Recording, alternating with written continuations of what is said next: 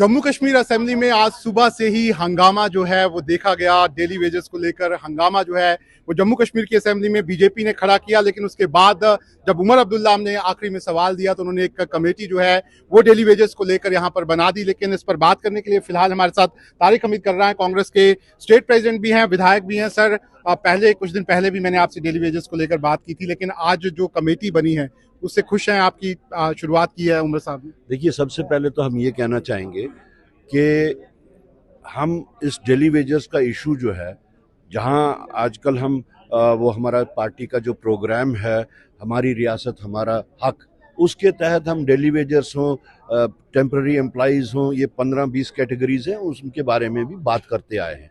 और अगर आपने फॉलो किया होगा हमारा जो बजट का जो हमने डिस्कशन में हिस्सा लिया, अपनी बात जब कही तो हमने चीफ मिनिस्टर साहब को एड्रेस करते हुए कहा कि अगर एक साइड हम आपके जो जितने भी बजटरी प्रोविजंस यहाँ पे हैं, ख़ास तौर से जितने भी सोशल सेक्टर्स को आपने टच किया है, we hail that, but equally in the same breath हमारा कंसर्न है कि छोटे मुलाजिम जो हैं इसमें से बाहर रखे गए हैं।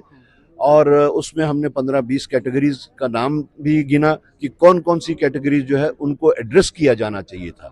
लेकिन आज उन्होंने जिस वक्त उसका जवाब दिया, उन्होंने बीजेपी पे निशाना साधते हुए ये कहा कि आज की ये जो नौबत है ये क्यों आई। इसका बैकग्राउंड ये है कि जिस वक्त हमारी सरकार थी, we had almost chalked out the method and the procedure for regularization and other actions about this thing. लेकिन सरकार चली गई और हम मानते हैं कि हमें इसी वजह से हम हार भी गए नेशनल कॉन्फ्रेंस तब। लेकिन तब से आज तक इतने अपॉर्चुनिटीज बीजेपी को मिली in the shape of government, in the shape of governor, in the shape of LG, तो उन दिनों में फिर ये सब क्यों नहीं किया गया? तो it seems to be a mockery on the part of BJP to highlight this thing. Opposition की भी बात कर लेते हैं। 2014 में जब आपने कहा कि हम खुद करने वाले थे, एक कमेटी आपने उस समय फॉर्म की थी। ओपोजिशन कह रही है ये भी वही आई वॉश है, एक कमेटी बना दी, अब कब करेगी क्या है कुछ पता नहीं। I think we must give opportunity to chief minister, because अभी तो उन्होंने उसका जो इतलाक किया है वो 6 महीने का उनको टाइम दिया गया है उस हाई पावर्ड कमेटी को।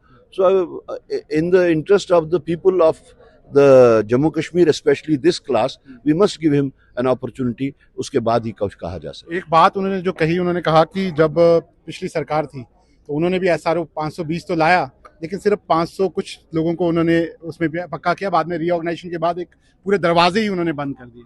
लेकिन साथ साथ उन्होंने ये भी कहा कि अगर तो आपने जो आप जिसको ग्लोरीफाई कर रहे हैं कि हमने 570 लोगों को रेगुलर किया था, सरकार हटने के बाद में फिर एक एसआरओ और इशू हुआ जिसके तहत वो सब के सब निकाल दिए भी गए। तो मेरे ख्याल में ये सोचने वाली बात है, समझने वाली बात है कि बीजेपी ने जितना भी इसमें अगर कोई मूवमेंट फॉरवर्ड किया था वो उनके ही हाथों उन्होंने वो ख़त्म भी कर दिया। आपको लगता है कि भारतीय जनता पार्टी ने जिस तरीके से आज असेंबली में इतना बड़ा प्रोटेस्ट एक तरह से किया कि डेली वेजेस को परमानेंट करना चाहिए, उनको भी साथ आना चाहिए, केंद्र को बोलना चाहिए कि भाई पैकेज दीजिए ताकि इनका काम हो सके? देखिए, ये तो पॉलिटिसाइजेशन है। अब उनकी क्या मजबूरियां हैं, उमर साहब ने तो उनको बिल्कुल क्लियरली बताया कि हमारी स्पीच के बाद में या हमारे बजट पेश करने के बाद में आपको दिल्ली से भी कान खिंचाई हुई, आपके यहाँ पे भी कान खिंचाई हुई कि आपने एक नैरेटिव सेट करने के वास्ते खुली छूट दे दी चीफ मिनिस्टर साहब को। तो वो तो that came in on the floor of the house.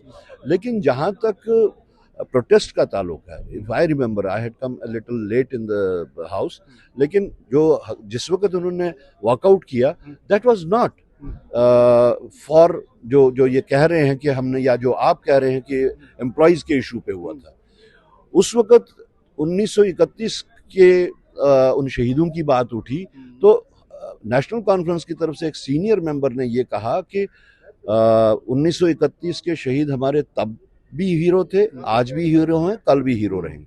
तो दूसरी साइड से एलओपी साहब उठे तो उन्होंने एक डेरोगेटरी लफ्ज इस्तेमाल किया जिसके अगेंस्ट में फिर पूरा हाउस जो है, पूरा यानी इट टर्न्ड इनटू ए डिन तो आज भी उन्होंने डेली वेजेस को लेकर वर्कआउट किया। I they might have done it, लेकिन सवाल तो उनके ऊपर साधा जा सकता है ना कि जो जिस इशू को आप आज पॉलिटिसाइज करने की कोशिश कर रहे हो, जब आपके पास टाइम था आपने वो क्यों नहीं। आखिरी सवाल है मेरा आपसे, क्योंकि जो भी आपके मैनिफेस्टोज हैं मैं लगातार रीड करता रहता हूँ, नेशनल कॉन्फ्रेंस के भी, आपके भी, और पिछली बार कमेटी भी बनी। अब ये जो वादा कर दिया गया 6 महीने के बाद, तो हम इसको लगातार फॉलो भी करेंगे। आपको लगता है, क्योंकि कांग्रेस एक बड़ा पार्टनर है नेशनल कॉन्फ्रेंस के साथ, अकाउंटेबिलिटी सेट होगी, जो ऑफिसर्स को बोला जा रहा है वो होगा?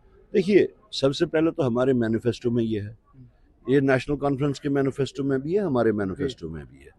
अब बजटरी प्रोविजंस उसमें क्यों नहीं रखे गए, उसका एक्सप्लेन कर दिया सीएम साहब ने कि उसमें जितने फंड्स की ज़रूरत होनी चाहिए थी उतने नहीं थे, और हमें इसका एक हॉलिस्टिक डॉक्यूमेंट बनाना है ताकि इसको मूवमेंट फॉरवर्ड कैसे हो।